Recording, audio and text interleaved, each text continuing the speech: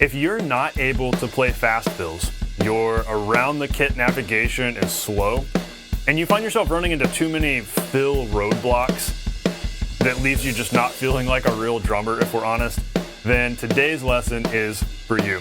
Today I'll show you how your hands may not be the biggest culprit holding you back from faster, smoother fills. Instead, the answer is up here. But don't worry, because I'll give you two really fun exercises to help you solve this. The first one's called the timeline exercise, and the second one's called the fast fills exercise. This will be a lot of fun. You'll be playing faster fills, you'll be thinking more clearly while playing, which is a big deal, and you'll even be having more fun on the drums when we're done, which is kind of the whole point of this, right? You can do this. Let's dive in.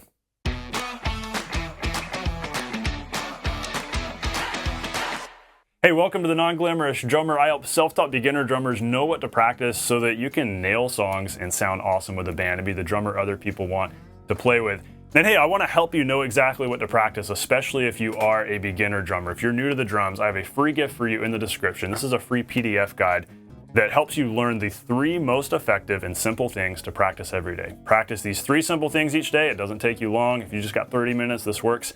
Do this simple little practice routine every day and you will grow like crazy in the long term. And it gives you so much confidence in your practicing because you know that, hey, what I'm doing is working. Those 3 simple things are these. The flow exercise for building hand technique and coordination around the kit, building that fluidity. The second thing is the 2-fold coordination growth method, which is a really fun approach to simple coordination building. My one-on-one students have loved it. The third thing is the learn songs by ear daily method. Just a couple of simple actions you can take. All you need is a pair of headphones and a way to listen to music, and you can be training your ear and growing like crazy toward learning songs by ear. So learn these 3 things in this simple guide. It's a great way to get started and know that you're making progress on your way to being that drummer other people want to play with. So go grab that. It's totally free. On with today's lesson. If you ever found yourself in one of those situations, whether you're playing with some friends, you're playing a gig maybe, or you're playing in your basement and you're just barely hanging on. You're like, okay, I think I've got this. I think I figured out this groove. But like if somebody taps me on the shoulder, I'm just going to fall apart and drop my sticks and it's going to be a disaster. I know that feeling. And when I was in high school, I was getting started playing at my church, and which was a terrifying experience in the early days because it was so far out of my comfort zone. But I remember we were playing this song one Sunday. You may have heard me tell this story before. I hope you relate to this. The song was kind of an upbeat 4 on the floor called Sing, Sing, Sing by Chris Tomlin. Not the Benny Goodman one from the 30s, but a new upbeat worship song. And the whole groove was kind of like...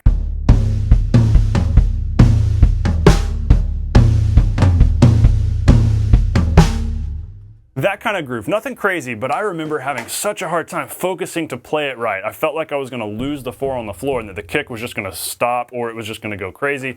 And I was struggling to hold it together, and the feedback I got was that I looked constipated and angry while I was playing. But a few months later, we played that same song again, and a few months later, it was easy, and suddenly it was effortless for me. But the funny thing about this is that my hand technique didn't really change much during that time. That wasn't something I was focusing on in my practicing. So what did change? Well, here's where we're going today. It may not be your hand's fault that you're not able to play fills quickly. There's a mental side to this, like I told you when we started. And kind of what we're getting at here, don't worry, we got some very specific exercises coming. You have to live in the present and in the near future as a drummer while you're playing music in order to play well. And this requires some coordination. You have to be aware of where are we right now in the song, what are we doing right now, but what's coming. Because music happens in real time. So we always have to be aware of what did we just play, what are we playing now, what are we about to play. And doing that a lot of times is very mentally daunting. And so you might be able to play quickly, you might have technical facility, and that's great, but not having the coordination to process where are we now, where are we going, that will slow you down and cause you to drag, cause you to not be able to play fast fills because you're not able to process them. And so there's a coordination level that's here at play. And so this is really what we're going to target in these exercises I'm teaching you today, especially in the first exercise. So I know that this lesson is 3 steps to faster fills, and you might be like, wait, Stephen, we're not talking about faster fills, we're talking about coordination.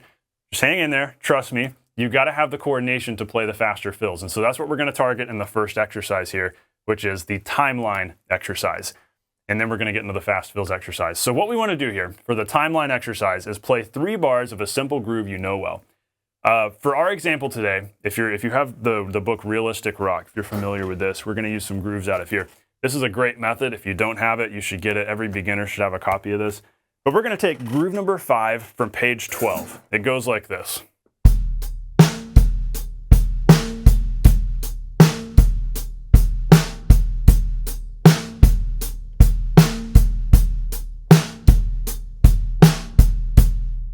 Real simple groove. We've heard it in a million songs. Nice and simple. This is our basic groove. So what we want to do is play this for 3 bars. But here's where it gets interesting. For our 4th bar, that's where we would normally play a fill, right? If we're practicing playing a groove, we might throw in a fill on the 4th bar because it's natural to create a 4-bar phrase in music. But we're not going to play a traditional, you know, that kind of fill. Instead, we're going to actually use another groove as the fill. Now, there's another groove that follows up that one, groove number 8, that's on the following page, page 13 in Realistic Rock. Groove number 8 goes like this.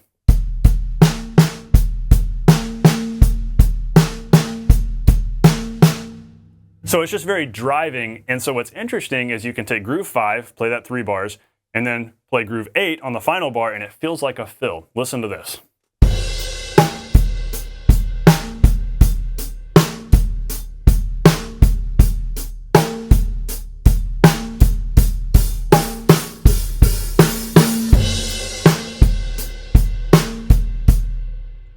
And so on. It feels like it kind of builds up, so it feels like a fill. So that's what we're going to do for our first 4-bar phrase. We're going to do groove, that first groove, groove 5 for 3 bars, and then groove 8 there on the 4th bar.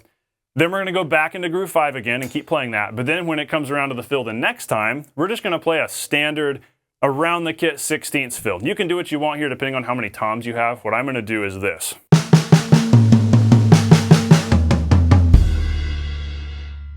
So we're just doing 4/16 on the snare, tom, do, back to the snare, gun, down here. Just to practice moving around the kit a little bit. You could also do something like, or if you've got 3 toms, you know, 4 notes on each drum. Doesn't matter so much what you do here. The point is we play a more around the kit style fill. So we do that the second time around. So now here's what our 8-bar phrase we've created sounds like. It'll be just like this. So here we go.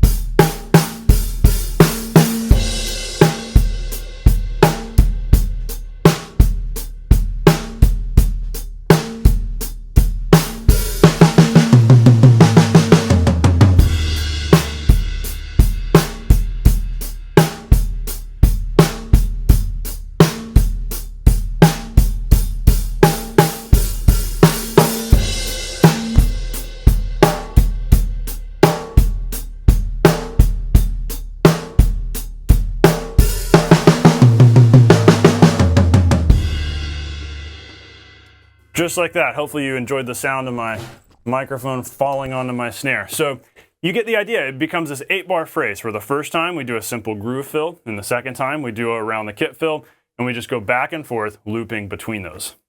So why is this powerful? Well, simply put, it's because you're having to live in the present of what are we doing right now, what fill is coming next, but you're also having to think about the big, broader picture of, okay, here's where we are right now. We're going to go to the groove fill. What's going to happen after that? The 16th fill. And so you're having to pay attention to the big picture, which means you're thinking about what you've played, what you're about to play, while still staying in the present. And so that's a skill that's kind of independent of like technical facility. You could have the fastest hands in the world, but if you haven't practiced thinking ahead, you're going to struggle to play songs. You're going to struggle to play fast fills because when you get to the fill, what'll happen is you're playing along.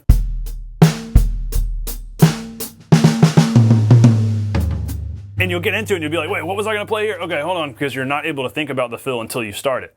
But instead, you have to be thinking ahead of time, anticipating what's coming, while still staying in the present of playing relaxed with nice, good time and not rushing into the fill either. And so that's what this helps you do. Now, obviously, you can take this exercise and run with it, and you can, okay, we could then switch out, you know, as we loop it, we could change the groove. And we could say, all right, now this next time through, we're going to play a different groove that goes like this.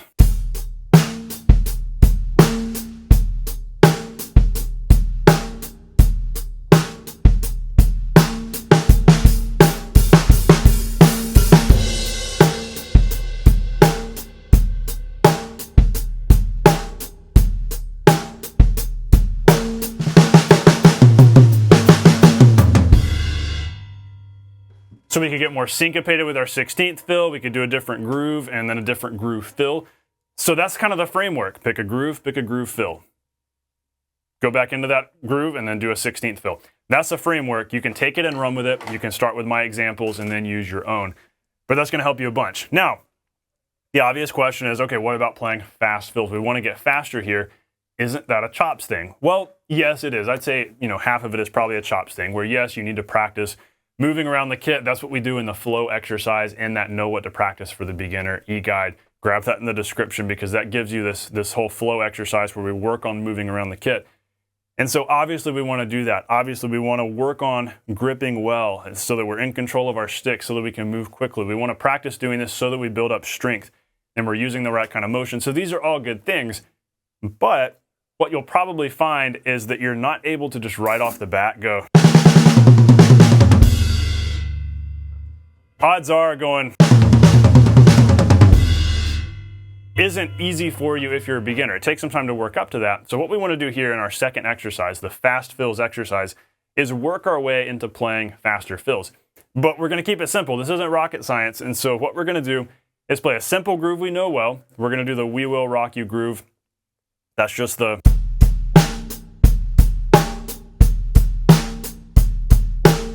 But we're going to start picking up the tempo and going a little faster, and what we're going to do is play a short little 4-note fill on beat 4, just like this.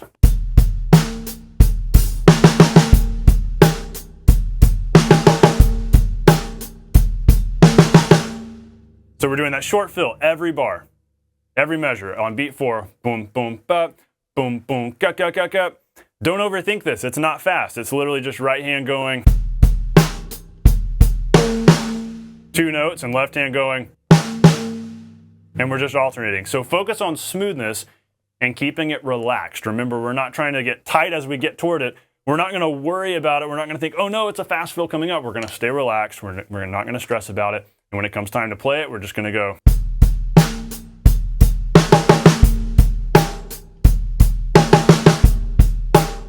Just like that. And you can go that slow if you need to. What we want to do is start pushing the tempo and see, okay, how quick can we go and this still feel good? And that's what I want you to find right now. Figure out what tempo can I play this at?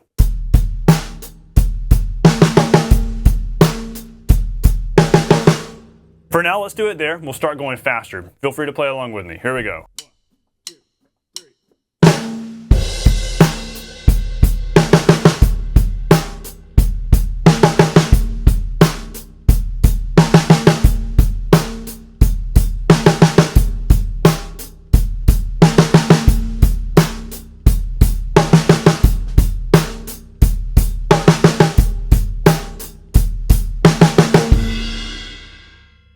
Well, let's start picking up the tempo a little, maybe more like...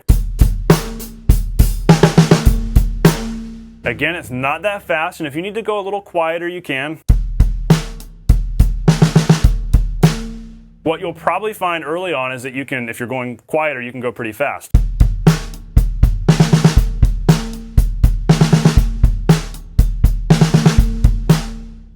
And so maybe you find, okay, I can do this at 100, 120 beats a minute loudly, but I can do it at 140 softly. Keep track of that and know how fast you can go at what dynamic, and then work to gradually get louder at that soft and fast, and then work to gradually get faster at that medium tempo and loud. So let's try going about boom, boom, bad, boom, boom, ga, ga, ga, ga, 1, 2, 3.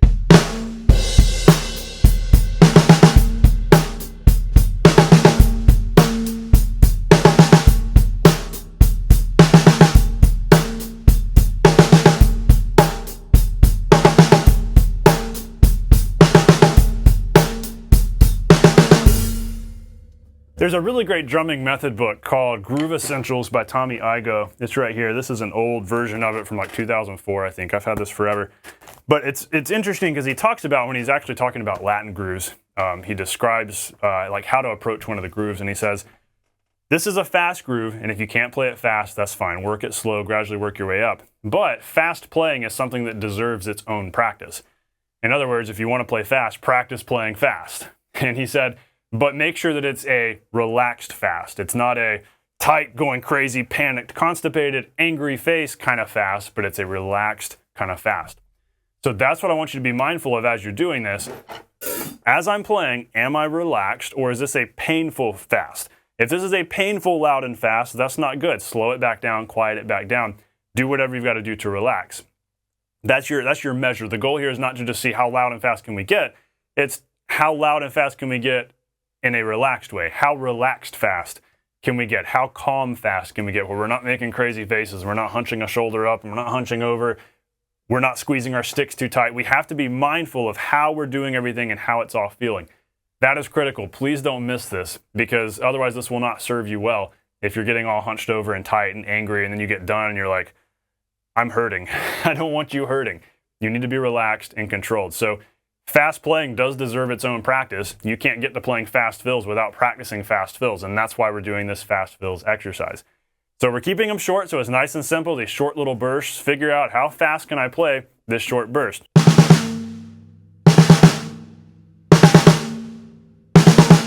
But of course, we're building that into the groove. Now, we want to repeat that over and over again until we're feeling relaxed, we're feeling good. We know how fast we can do it and still be relaxed. And so what we want to start doing is extending the fill, adding more notes to it, and now starting on the and of 3, for instance, and doing this.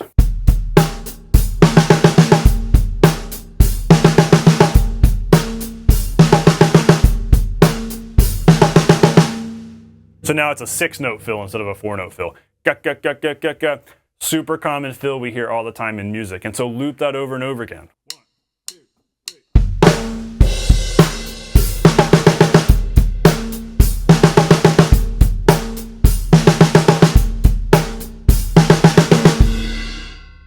And continue to extend it as long as you're able to stay relaxed. Remember, we're being mindful, we're being self-aware. Then start it on beat 3, just like this.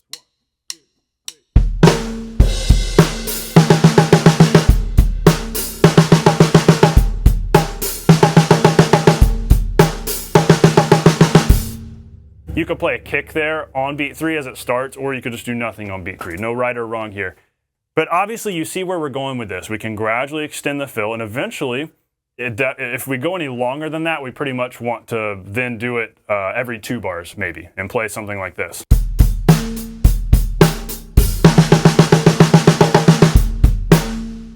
In that case, we started it on beat 2, or if it becomes a full measure fill, then obviously we do groove, fill, and we could play something like.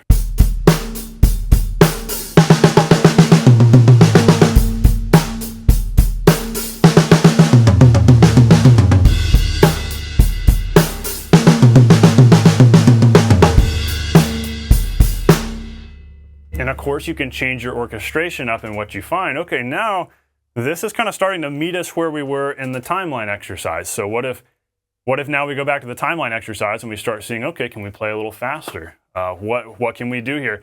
Playing fast, are we still able to mentally keep up with where we were and where we're going? Practice doing that. Like, make yourself, if you want to play fast songs, practice playing faster grooves, keeping the fill in mind and saying, okay, I'm going to play like 8 bars and then play a fill at the end.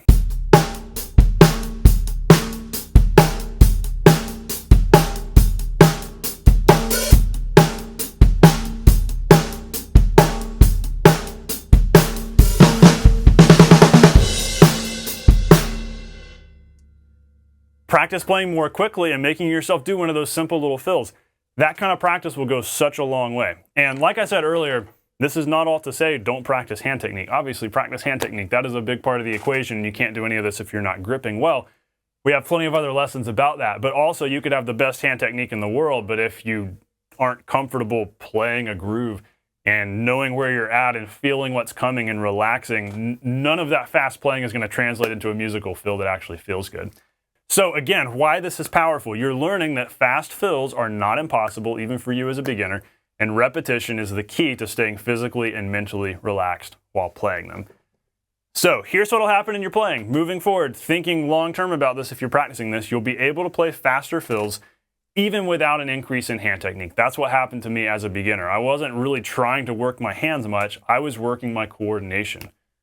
And as I worked my coordination, I was learning songs and I was practicing playing grooves and playing fills. And so I got way more comfortable going into fills and playing faster around the kit because my lack of headroom up here was no longer bogging me down. You'll feel more comfortable playing songs because you're able to think ahead. You're no longer stuck in that one place of, oh no, I hope I don't mess up, wait, what's coming next? I'm trying to remember. No, you'll be able to zoom out and you'll be able to see the big picture because you're practicing doing the big picture and playing in phrases and thinking about this fill's coming here, this fill's coming here. That helps you feel so much better at playing any kind of fill around the kit, and you get so much better at playing faster. And so that's going to help you feel more confident and way more in command as you're playing. And hopefully all of this together is going to help you be able to play faster because you'll realize, hey, fast playing is not impossible. I just need to be relaxed as I'm doing it and treat it as though it were easy. This doesn't have to be a difficult, stiff, hard, angry thing to do. This can be a relaxed, fun, easy thing to do. Just practice doing it, use repetition, be aware of how you're feeling physically and mentally, record yourself, video yourself, go back and watch, and I promise you, you'll grow a whole bunch. So, hey, question for you before you go, especially if you've taken action on this. Take action on this, then answer the question. Which was harder, playing the groove fill or the alternating 16th singles fill? So back to our first exercise. What was more difficult, playing groove number 8 as the fill or playing 16th singles as the fill?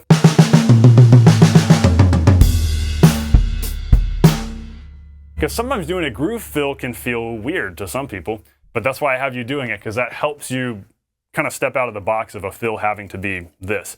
So tell me which was harder for you, or which was more fun for you. Which did you have more fun with? But hey, be sure to grab the free PDF e-guide below that has the flow exercise, which is going to help you a whole bunch with just improving kit navigation even more. There's some cool exercises there, as well as the two-fold coordination method, which is only going to help maximize all of this. And so that guide, the Know What to Practice for the Beginner Drummer e-guide, really is your companion to today's lesson. So be sure to go grab that. It is a total no-brainer. All right, as always, be encouraged. Know that you can do this. You can master the drums, and this is an awesome place to start right here. Stay non-glamorous. I'll see you on the next lesson.